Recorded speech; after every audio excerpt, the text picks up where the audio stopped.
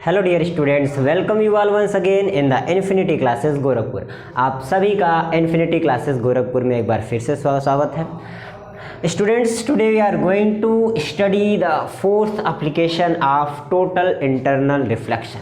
यानी कि आज इस लेक्चर में हम लोग जो है टोटल इंटरनल रिफ्लेक्शन के चौथे एप्लीकेशन को जो है स्टडी करेंगे, जो है आपका ऑप्टिकल फाइबर। सारी चीज़ें आपको यहाँ वीडियो के माध्यम से दिख रही होंगी। यानी कि ऑप्टिकल फाइबर क्या है, ये किस तरह से वर्क करता है और इसका यूज किस किस फील्ड में किया जाता है, इन सारी चीज़ों को हम लोग यहाँ पे देखेंगे। तो सबसे पहले जो है बात करें अगर ऑप्टिकल फाइबर की, एक्चुअली में ये होता क्या है, मतलब किस पर्पस के लिए इसका यूज किया जाता है ऑप्टिकल फाइबर का, वो जानते हैं। जैसे मान लीजिए दिया है, it is a device which is use to transmit the light from one end to another end. मतलब इसका क्या हुआ कि इसका इस्तेमाल जो है लाइट को ट्रांसमिट करने के लिए, यह एक तरह का डिवाइस है। ऑप्टिकल फाइबर क्या है, एक डिवाइस है जो यूज किया जाता है टू ट्रांसमिट, यानी कि ट्रांसफ़र करना। किस चीज़ का? Light from one end to another end. यानी कि एक छोर से, अगर मान लीजिए ऑप्टिकल फाइबर है तो इसके एक छोर से दूसरे छोर पे लाइट जब पास करती है या ट्रांसमिट करती है, ठीक है ना, इसीलिए इसका इस्तेमाल किया जाता है। यानी कि लाइट के ट्रांसमिशन के लिए जो है ऑप्टिकल फाइबर का इस्तेमाल किया जाता है। फिर आगे बात करें कि ये इस किस प्रिंसिपल पे बेस्ड है, तो देखिए it is based on the principle of total internal reflection. जाहिर सी बात है, हम लोग application of total internal reflection पढ़ रहे हैं, तो ये जो है आपका TIR पे ही बेस्ड होगा ऑप्टिकल फाइबर का पूरा कॉन्सेप्ट। राइट, इतनी बातें क्लियर हो गई। नेक्स्ट आते हैं, अब थोड़ा फिगर पे आते हैं। फिगर हमने ऑप्टिकल फाइबर का यहाँ पे फिगर ड्रा किया है।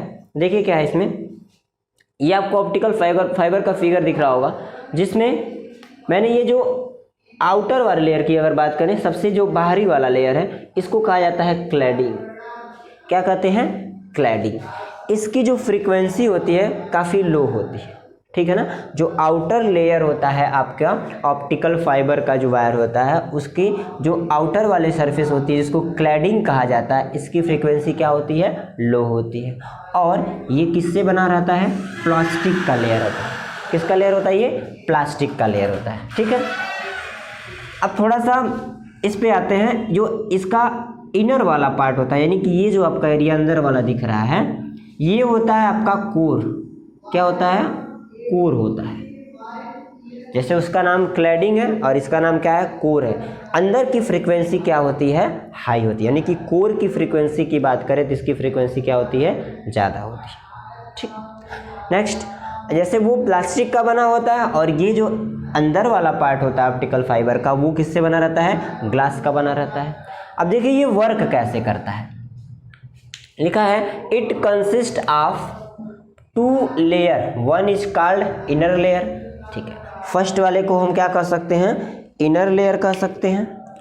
And the second is called, देखिए ये जो आपका इनर लेयर है, इनर लेयर, इसको क्या कहते हैं?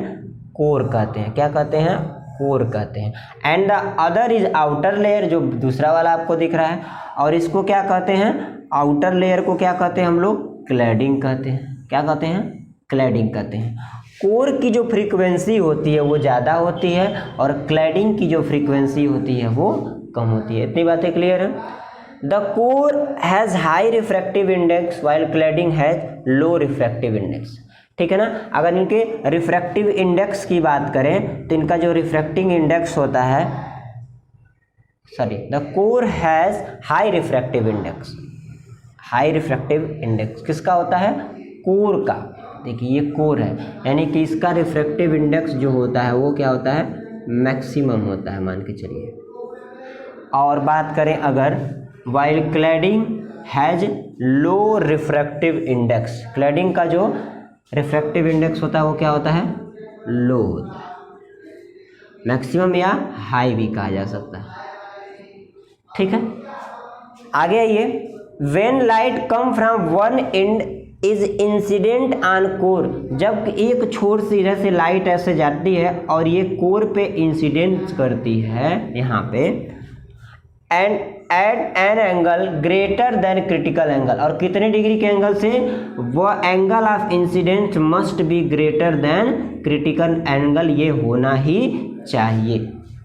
ठीक, इट सफ़र मल्टीपल TIR, और इस तरह से जो है मल्टीपल टाइम्स लाइट का टोटल इंटरनल रिफ्लेक्शन होता है, जिसमें and come out from other and, और फिर एक एंड से ऐसे एंटर करती है और दूसरे एंड से ऐसे ये बाहर की तरफ निकल जाती है। तो इस प्रकार से जो है ऑप्टिकल फाइबर का यूज लाइट को एक एंड से दूसरे एंड में ट्रांसमिट करने के लिए यूज किया जाता है।